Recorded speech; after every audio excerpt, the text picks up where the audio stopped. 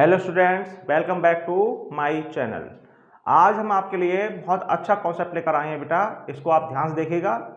ठीक है बेटा, अगर कोई प्रॉब्लम है तो कमेंट करिए। ठीक है बेटा। अब देखिए बेटा, आज हम आपके लिए लेकर आ रहे हैं accounting treatment of reserve and accumulated profits. ठीक है बेटा, ध्यान देखिए। First point, for the transfer of reserve and accumulated profit. बेटा ये केस फर्स्ट है जब ये हमें रिजर्व और जो हमारे एक्यूमुलेटेड प्रॉफिट होते हैं ट्रांसफर किए जाते हैं कैपिटल अकाउंट में। कैपिटल अकाउंट में क्वेश्चन में कहेगा कि भाई जो रिजर्व हैं और एक्यूमुलेटेड प्रॉफिट हैं उन्हें आप ट्रांसफर करिए कैपिटल अकाउंट में, तो हम उनको कैपिटल अकाउंट में ट्रांसफर करेंगे।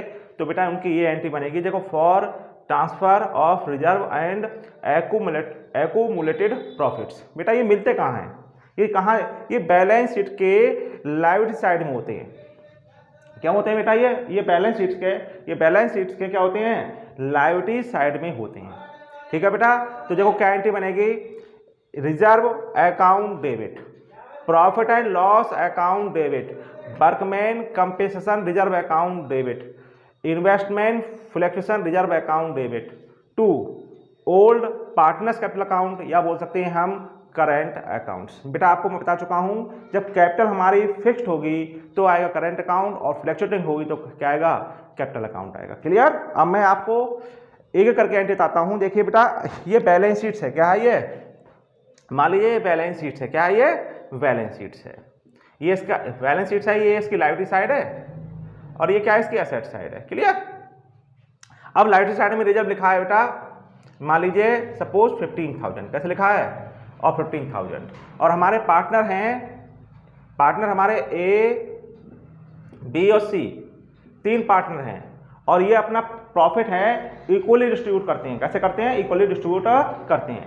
अब ये रिजर्व है, ये रिजर्व है। क्या है, ये रिजर्व लिखा है कितना, 15,000। तो इस रिजर्व की क्या एंट्री बनेगी, इसको बता रहा हूं मैं, इसको पहले। तो इसकी क्या एंट्री बनाएंगे आप, reserve account debit, reserve account debit to A capital account, to B capital account और टू सी कैपिटल अकाउंट। मैं कैपिटल मान रहा हूं बेटा फ्लैक्चुएटिंग। कैसी मान रहा हूं, फ्लैक्चुएटिंग। अगर कैपिटल फिक्स्ड होगी तो एंट्री बनेगी reserve account debit to A current account, to B current account, to C current account. Clear. और ये हमेशा किस रेशो में डिवाइड होते हैं बेटा, डिस्ट्रीब्यूट होते हैं ओल्ड रेशो में। किसमें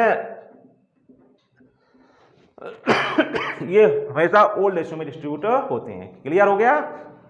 तो अगर रिजर्व है और कैपिटल फ्रैक्शन, तो क्या बनेगी रिजर्व की entry, reserve account debit to A capital account, to B capital account और टू सी कैपिटल अकाउंट। और यहाँ पे इनका डिस्ट्रीब्यूशन कैसा है बेटा, इक्वली बांट रहे हैं प्रॉफिट को, तो इसका 1/3 कर देंगे, तो ए को भी 5,000 मिलेगा, बी को भी 5,000 मिलेगा, सी को भी 5,000 मिलेगा। देखिए बेटा, ये अब लिखा है प्रॉफिट एंड लॉस। क्या लिखा है, प्रॉफिट एंड लॉस। मान लीजिए ये बेटा 21,000 है, लेफ्ट साइड में लिखा है, तो इसकी क्या एंट्री बनेगी बेटा, इसकी भी एंट्री बनेगी profit and loss account debit to A capital account, to B capital account और to C capital account. Clear.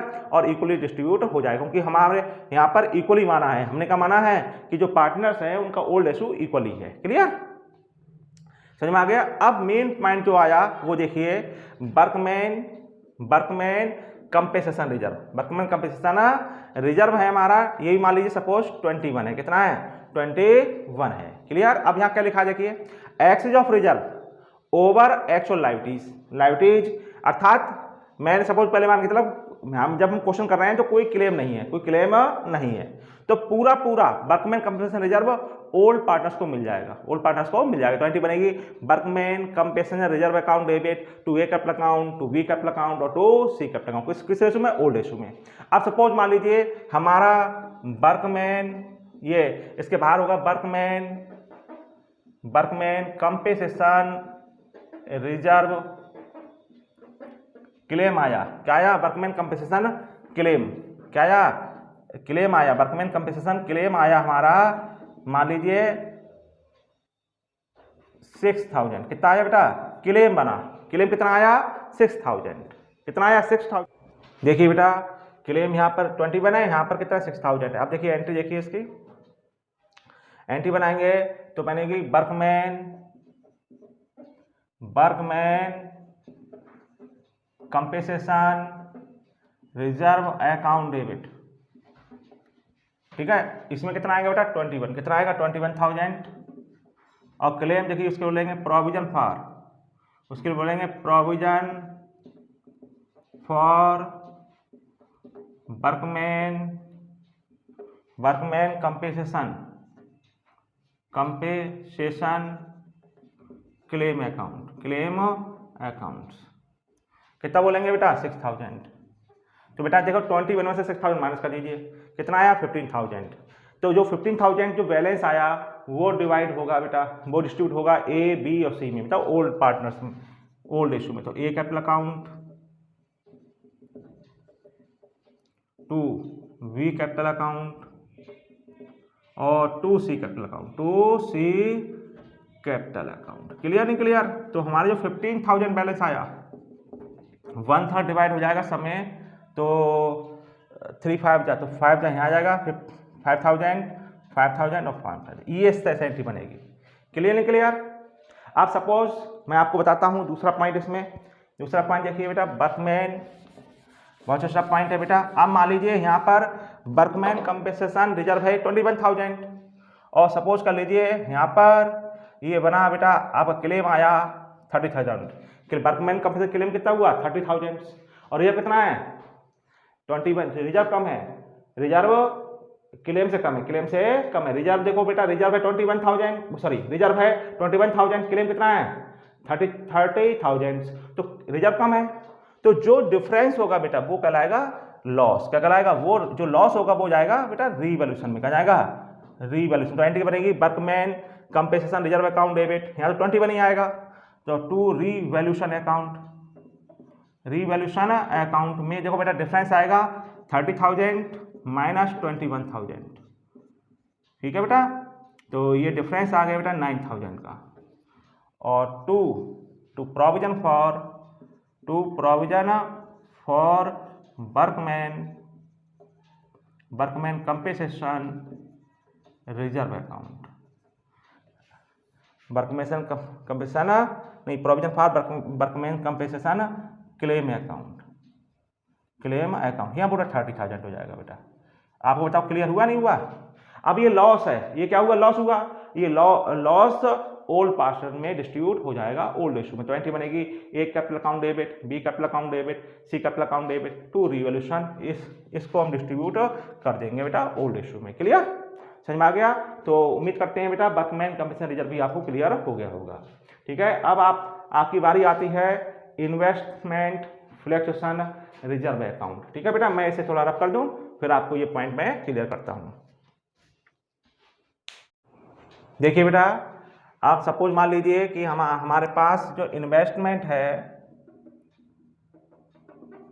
वो एट कॉस्ट है 3 लाख का। कितना है बेटा? 3 लाख का। ठीक है, और हमारा जो इन्वेस्टमेंट फ्लक्चुएशन रिजर्व है वो है 30,000 का। क्या है? 30,000 का। क्लियर?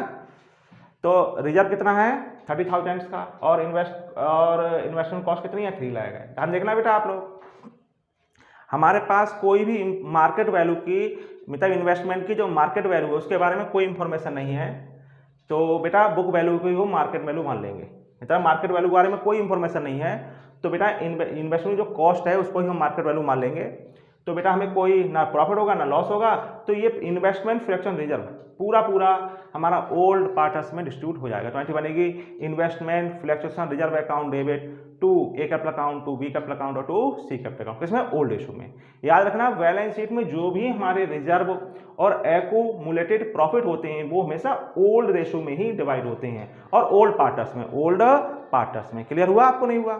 अब देखिए ध्यान से, अब यहाँ पर हम लिख रहे हैं मार्केट वैल्यू। क्या लिख रहे हैं? मार्केट वैल्यू ऑफ इन्वेस्टमेंट है यहाँ पर। मान लीजिए यहाँ पर आ गई आपके 2,95,000। क्या आ गई? मार्केट वैल्यू हो गई इन्वेस्टमेंट कितनी? 2,95,000। बताइए इन्वेस्टमेंट की कॉस्ट कितनी है 3 लाख और मार्केट वैल्यू कितनी है 2,95,000। तो बेटा डिफरेंस जो हुआ वो हुआ लॉस, क्योंकि मार्केट वैल्यू लेस है। ठीक है, मार्केट वैल्यू लेस है तो हमें कितने का लॉस हुआ 5,000 का। वो हम तब एंट्री क्या बनेगी, देखो बेटा एंट्री बनेगी इन्वेस्टमेंट, ध्यान देखना बेटा आप लोग, इन्वेस्टमेंट फ्लैक्चुएशन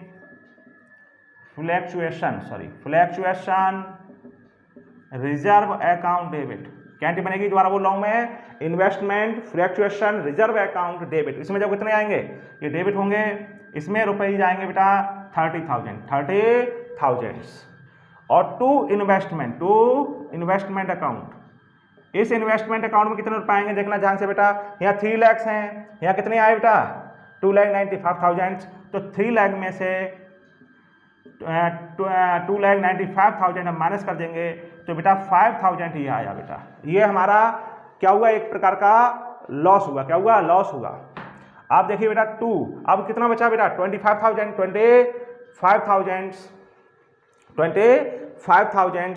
तो बेटा हम क्या करेंगे, उसे ओल्ड इशू में डिस्ट्रीब्यूट कर देंगे टू ए कैपिटल अकाउंट और टू बी कैपिटल अकाउंट और टू सी कैपिटल अकाउंट। ये हमारा जो 25,000 होगा, कितना 25,000, उसको हम 1/3 और 1/3 कर देंगे। क्लियर नहीं क्लियर, तो देखिए बेटा ध्यान से देखिएगा आप लोग, 1/3 कर देंगे तो ये आएगा बेटा, इसका भी यही आएगा बेटा 8,000, ये इसका एक बढ़ा लेंगे, ये लीजिए आपका, ये आपका आया, ये एंट्री बनेगी बेटा। क्लियर हुआ नहीं हुआ, समझ में आया आपको, ठीक है बेटा, क्लियर, ठीक है। अगला पॉइंट, ये एंट्री क्लियर हो गई होगी आपकी। आप देखिए अगला पॉइंट, अगर अब लॉसेज हो, क्या हो बेटा लॉस, क्या हो लॉसेज हो, तो मैं थोड़ा रब कर दूं, रब कर देता हूं। आप देखिए बेटा मैं बैलेंस शीट फिर बना देता हूं। बैलेंस शीट्स, ये कौन साइड है, लाइबिलिटी साइड है बेटा, और ये आपकी हो गई असेट साइड, ठीक है बेटा, रफली बना देता हूं।